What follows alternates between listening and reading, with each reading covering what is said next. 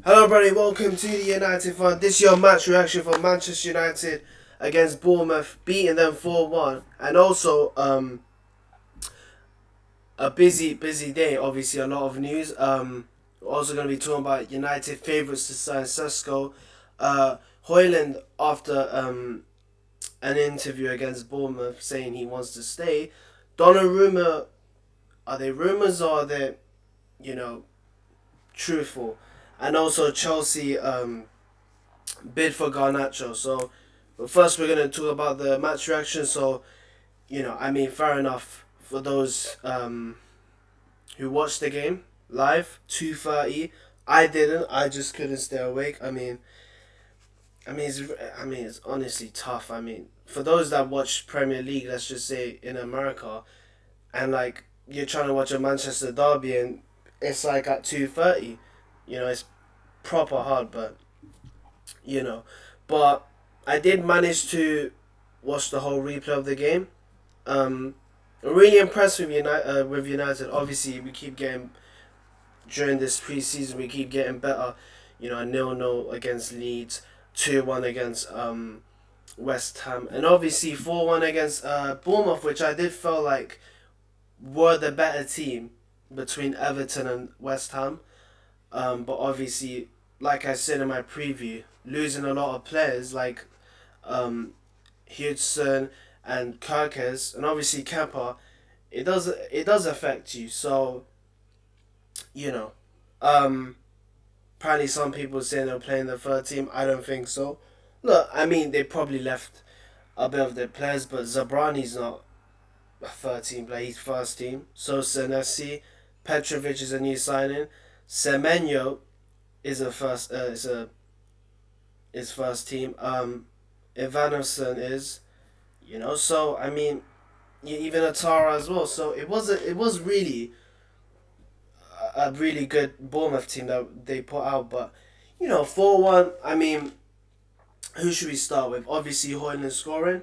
Um, Honestly, good goal from him. Obviously, header. I've been saying it for a while that put crosses in. Now, obviously, Dorgu put on his right, and you know HOJLUND was into that space where it was so much exposed, and he took his chance, and it was a really good header. But knowing our fan base, knowing the toxic idiots, they're gonna look at that goal and somehow make it bad. No matter. This is the thing as well. It's not even for bad players as well. It's when you're good. Like people will say, oh, let's just say Cole Palmer. People say 30 goals. But people will somehow say, well, penalties. But penalties are part of the game. And if you're so worried about penalties, then maybe the opposition wouldn't give so many penalties to Chelsea, unless it's obviously a referee error. But with HOJLUND, somehow the haters are just gonna make that goal look somewhere bad. They'll just find a weakness, say, "Oh, the defenders, oh, no one was there to mark him. Oh, he was off balance." Like, it's unreal. So, I'm glad he got his goal. Sure, hopefully, it gives him confidence into the new season. Obviously, you can say he wasn't there, but in terms of all round play, he did it against West Ham, pressing, and obviously trying to his effort off the ball is again brilliant. Dorgu, again, look, we keep talking about haters, and we talk about HOJLUND being one of them. Dorgu has been getting the same criticism as well, and I think to myself, who are these absolute idiots? The guy's 20, only signed it Amrin made at the time, and he's getting hate for it. And I'm thinking to myself, he's 20 years old, he's in one of the biggest clubs in the world, and it's like, I understand pressure, but come on. Like, people think he's like the final product. Now, I'm thinking to myself, just because you saw Yamal, just because you saw Desire Due, doesn't mean every youngster's going to be the same. Certain players peak. And look, I'm not going to say it, but look, judging by these two games that we're seeing from Dorgu, he could be potentially one of the best left backs in all of Europe. Potentially. It depends how his career goes. You know, if he does a major mistake which kind of affects his whole career, that plays a part in it. Or if he does very good that he's doing at the moment, then who knows? He could be potential to be one of the best backs in one of the left backs in Europe. Um, did very well against West Ham, and same here again, a goal and assist. But you take that away, he was still brilliant. Now people say, well, maybe he's having so much freedom down the wing, and why he's so direct is because Garnacho's not there. You kind of make a point because I've always said this. Now someone's saying that Amarin's tens tend to go wider. And I'm thinking to myself, but they're normally number 10s. And he wants his 10s to be narrow so that the wing backs, whereas Dorgu or Ahmad, cover the width of the pitch. You know? But obviously no Garnacho, but whenever Garnacho was there, he'd always play like he was a winger. So technically he was technically out of position. But when you have someone like Mount who actually stays in his position, you have Dorgu ready to have that space in front of him, and he can go direct an attack. And he's very rapid, to be honest. I mean, I don't know what it was, but I think who was it?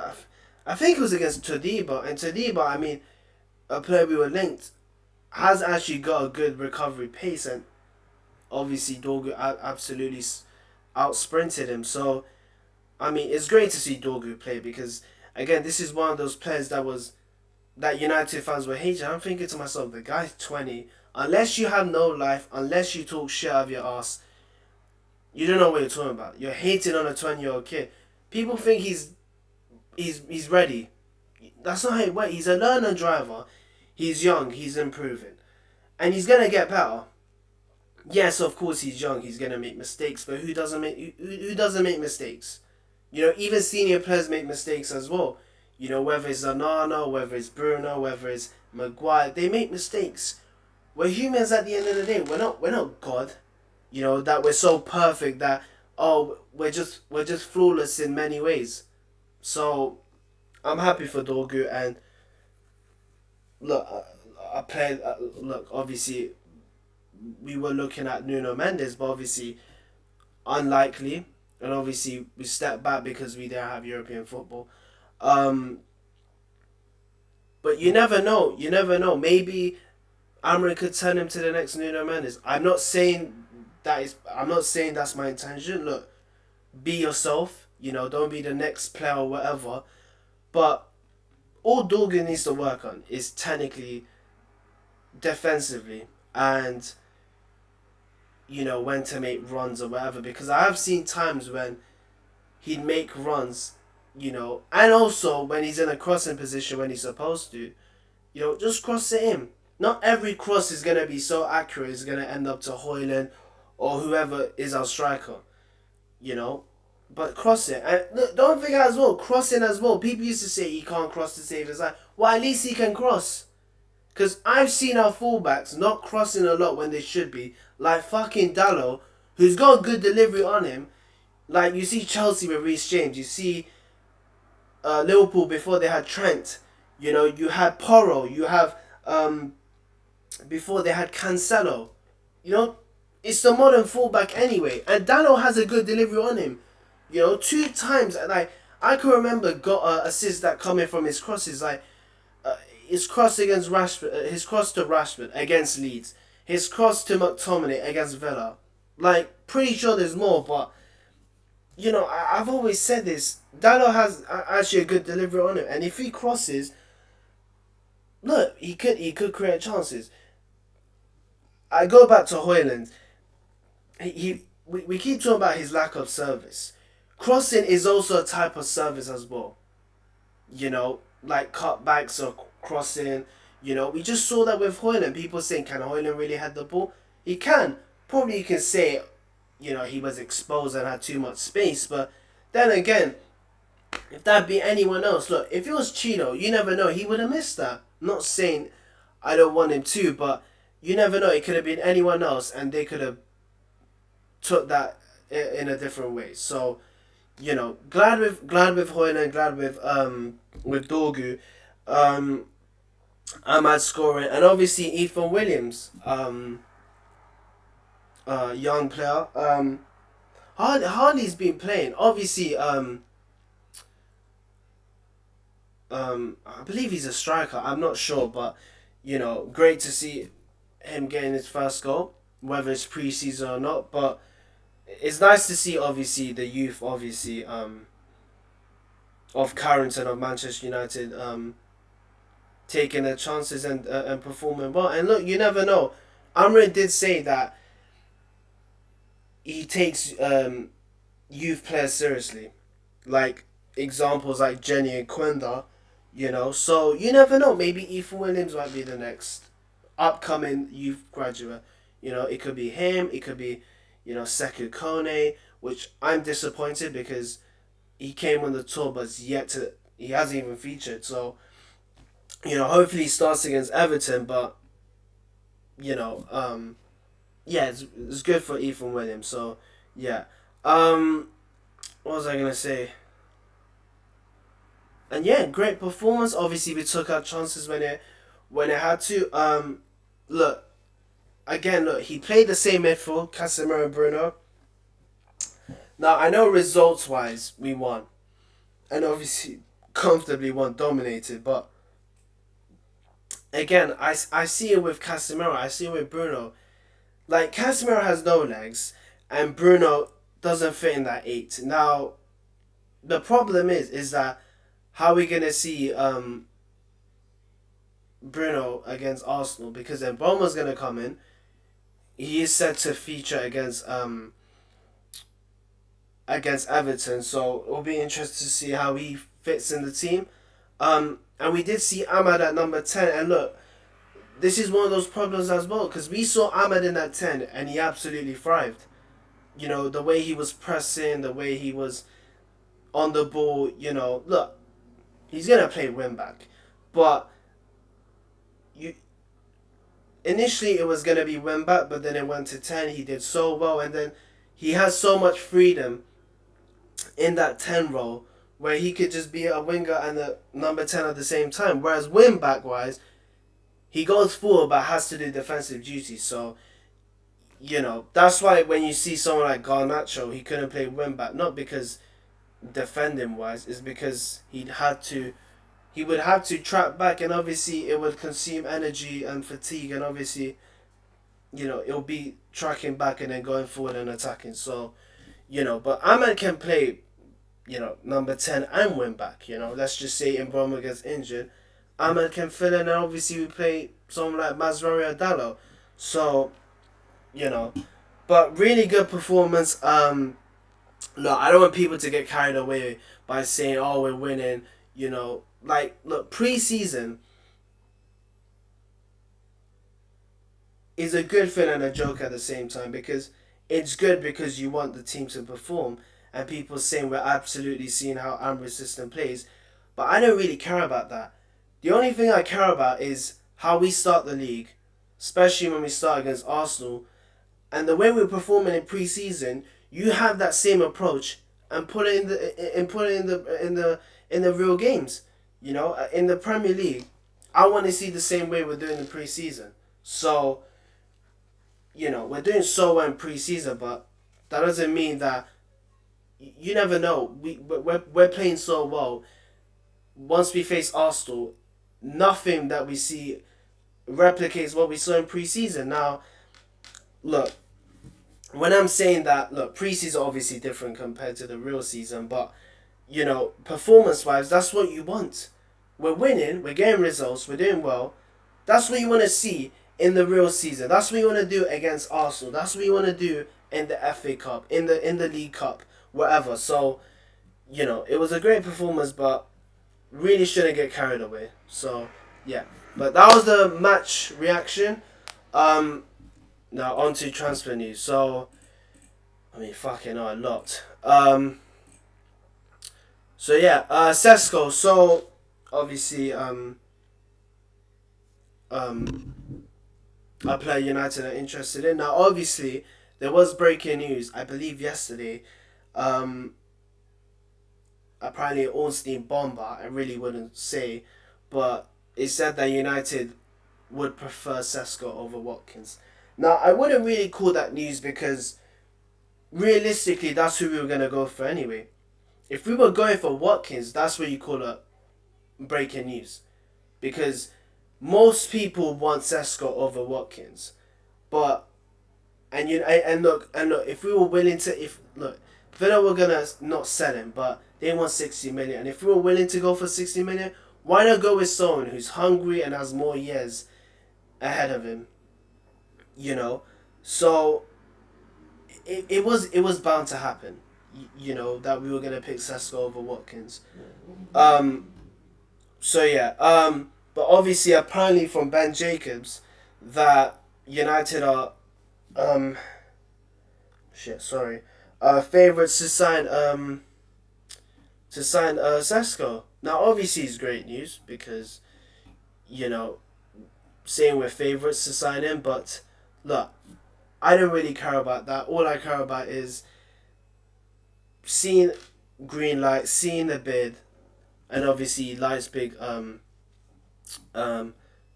agreeing with it. And obviously, and here we go, and that's it. We get to see him in a United shirt, and that's about it. You know, that's all I really care about. But apparently, United might put HOJLUND in a swap deal. Now, I know people plead for that because, of course, haters, but you know, I don't really understand. It doesn't make sense because how can you have someone that you want and you're basically doing a swap deal. And I'm thinking to myself, so you're going to have SESKO, you're going to have Xerxes, you're going to have basically Cheeto. That's not enough. Having HOJLUND and Xerxes already at the club, add SESKO to that list, that's great squad depth. You know, people say, oh, let's do it, but has no one heard of squad depth? Like, come on. I mean, seeing just imagine SESKO, HOJLUND, Xerxes. Now let's just say SESKO's injured. HOJLUND comes in, you know. But what if we did that swap deal? SESKO gets injured. Who are we gonna put? Xerxes. And then guess what? What if we don't have anyone to cover for? I know people are gonna say Cheeto, but you never know. We could face bloody Liverpool in that time, and people say, isn't that not a risk? See, I mean, that's the question. So it's good to have squad depth, even though we're not in Europe, but it's still good. You know, unlike our midfield where we have what, 5 midfielders. You know, so you know it's not really um enough. Like you want more, So yeah, look, obviously it's good news to hear that United are favourites. It's just about what we do with it, you know, by putting the bid in, and obviously you know the deal gets done, you know, and obviously um a realistic chance this deal gets done, but hopefully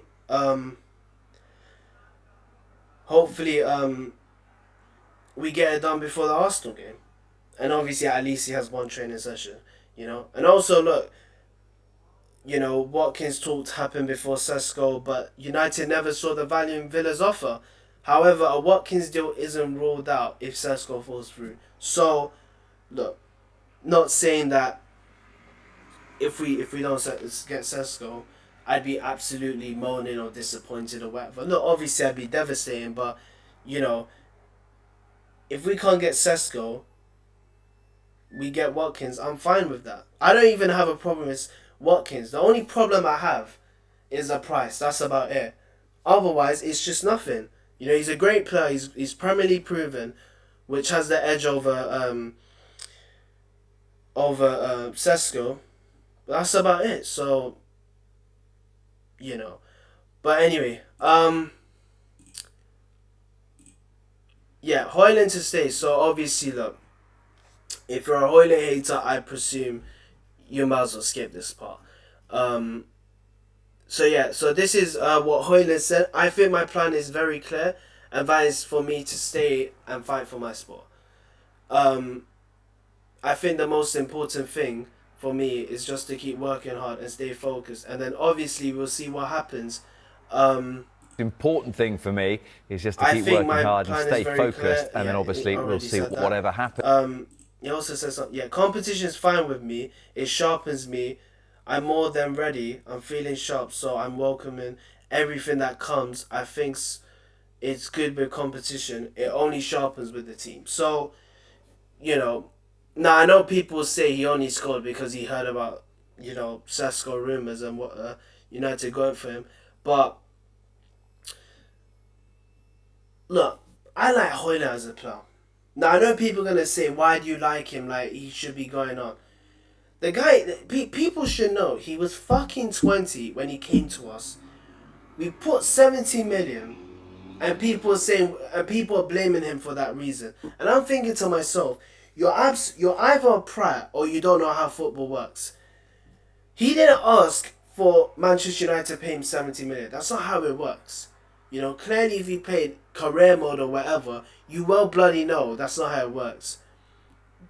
Atlanta wanted that money, and we paid for it. Of course, 100% we overpaid. And obviously, obviously United obviously paid for that. Obviously, he did well in the Champions League, but took long to do in the league, and obviously scored then, and obviously got injured and scored again. Then it went to next season where he was absolutely poor, and then people were saying they wanted him out.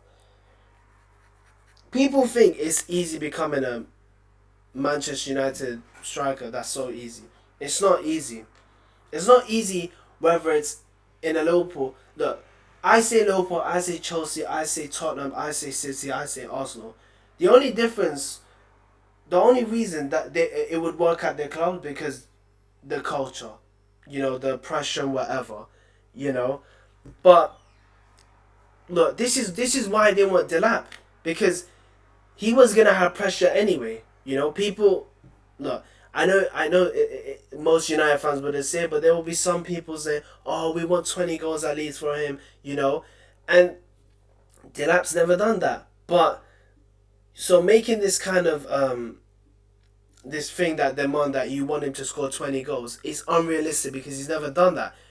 If it was like Gyökeres or Osman, fair enough because they're experienced, they've done it before, so it's understandably well to do it. Now when SESKO comes in, I don't expect people to say I want 20 goals. No. He's one of the best. He was one of the best talents in Europe, but that doesn't mean he's gonna score you 20 goals because he hasn't done that. Especially he hasn't even done that in the Bundesliga. And don't forget, he's moving from the Bundesliga to the Premier League, and you never know. Look, minimum I want at least 10 goals from him. HOJLUND was able to do that. Next season he was piss poor, but look, with HOJLUND, there's potential in him. We know HOJLUND can score. We know he can. He's a threat to defenders. The only problem is confidence and the lack of service and someone to help him, guide him. And this is why I preferred Gyökeres, so that someone can mentor him into doing what he's doing. An experienced striker, a senior striker can help him. You know what? You're doing it wrong. You have to do it that way. He needs someone else. Don't forget he was the only striker at the club with no hope. And if people say Martial, you're absolute idiots, yeah? The guy was unreliable to even stay fit, so don't say he wasn't the only striker of the club. He wasn't even fit. So he needed help. And he even said this as well. He said Martial was at the club, but he was injured and he kept getting more game time. So, but he needed help. So, look, I want HOJLUND to say, because I think there's a plan in him. I really do. I want him to do well. I want him to be a player for United. But he needs help. He needs help. And he's a learner driver as well. People think, oh, he's... And look, you never know. Maybe he's not peaking. Maybe he'll peak when he's in his mid-20s or maybe in his 30s. But, look, you never know. He could peak right now. And hopefully he does well. Because I want HOJLUND to be one day become number one for United. But look, he needs help, and look, I'm not gonna say that he doesn't deserve criticism, no. You know, I've seen probably the only time I was mad at him was against Chelsea where he kept losing the ball, and it was like I wasn't HOJLUND out, but it was like, come on, you're giving those people a reason why you should be out of this club. So, you know, hopefully when we get SESKO, hopefully it doesn't be the same, but you never know. We've been wrong before. Um. So yeah. Want to talk about Donnarumma now? People are saying it's rumors. Um, Sky Sports News obviously said that United are interested in him. Now, what I think about this deal, I feel like you should take it, but the problem is that it's Donnarumma. Now he's one of the best keepers in the world, but knowing that he'd want European football, and now we can't offer him that. You know, and it's amazing because we're going for not only like good players, we're going for world class players. And knowing them, you know they want, you know, Champions League football. Unless, you know, they're willing to sacrifice that, and you never know. Maybe United one day could get in Europe next season. Who knows? But is there a big improvement on Nana? 100%. Now, if we do get him, we don't know the price or whatever, but if we do get him, surely that pushes out Onana. Surely, because you're getting a world class keeper, someone who won the Champions League, and for those that are asking that why is he leaving, is because he doesn't want to extend his contract at PSG. So that's why he's going on a move now. Apparently, City, well, before City were favourites. But they just signed Trafford, and Galatasaray were, but they're broke. So, I mean, the question is, if they're broke, then surely Donnarumma is going for a lot of money. So, you know, I think it's a huge upgrade. Now, it was going to be Martinez, but apparently it was an unrealistic price for United. So, look, it is a rumour, nothing's going on, but what do I think about it? I'd fucking take it in a heartbeat. You know, I don't even have my driver's license, but I'd fucking drive to the airport and get him, you know. Because, look, he's a world-class keeper. You know, with Onana, who only knows how to sweep a keep, not even that great, and you're replacing him for someone who's great at shot stopping and one of the best keepers in the world.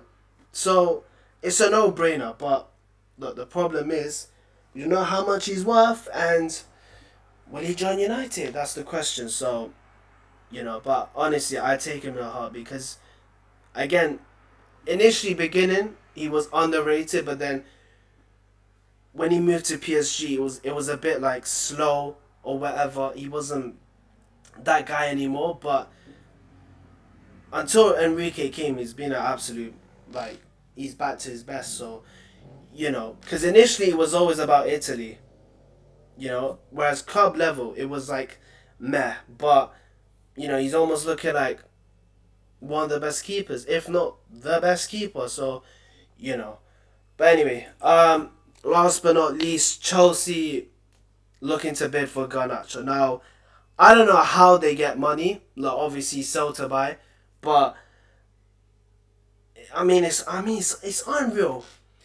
I mean, look, it's great if you take him, especially the money that we want, but where are you going to play him? Because they got Jamie Gittins, they got Estavio, they got Neto, they got Palmer, you know, and then obviously next summer is going to be Jenny. So where is Garnacho really going to play? You know, I don't really understand this. Look, this is apparently rumours, like, not rumours, but potentially it could be obviously it could be done. But my question is that why would someone go for why would Chelsea go for Garnacho when they got Jamie Gittins? It doesn't make sense. They got so many wingers, it's unreal. And when you're Garnacho, you're thinking to yourself, okay, cool, you're going to Chelsea, fair enough, no loyalty in you anyway, but where are you gonna play? Where are you actually gonna play? It doesn't make sense. So I don't really understand this whole transfer, because look, it's a dumb deal for Chelsea and it's a dumb deal for Garnacho because you're not gonna play. you're not gonna play. It's that simple. So I really don't understand how this deal would work. Are Chelsea ever gonna give us the money that we want for him? Because if they can sell bloody Madueke and also buy him for 50 million, Garnacho's worth at least 55 million minimum. At least 60 million. So, but it depends. So, sorry, I was just looking at news there. But yeah, I mean, it's just like, obviously, look, it doesn't make sense, look. Obviously, coming from the Telegraph, Chelsea make secret checks on Garnacho. Like, come on. I mean, it's just stupid. It's really stupid because Garnacho's hardly gonna play. He wants Chelsea so badly, like he thinks he's gonna be a star at the club. I'm thinking to myself, no, you're not. You never know. Chelsea might buy you. You playing well, and then they sell you after. I'm thinking to myself, like, come on. You could have got Napoli would have been perfect for him, because he's getting more game time. It's Syria, it's like for me second best league in the world, and it's like he wants Chelsea. It's the same with Anthony as well. He wants Betis, but you want Betis so much you won't lower your wages. Like, make that make sense. Rashford got his dream move. What did he do? Lower his wages. He was willing to lower his wages. If you want to go Betis so badly, lower your wages. Then I don't understand. Like, these people want their dream moves, but they're not willing to make sacrifices. It's unreal. So, I mean, Chelsea. I mean, I don't even want to know Garnacho. Like, he's just done for me. So, But anyway, thank you guys for watching. So much news. Unreal. But I mean, hang on a minute. Yeah, it's on a Sunday, so 3 days. So at least we get to see in Bouremouth. That's on a 10 o'clock kickoff. So yeah, earlier than before. So yeah. Thank you guys for watching. Take care. See you in the next one.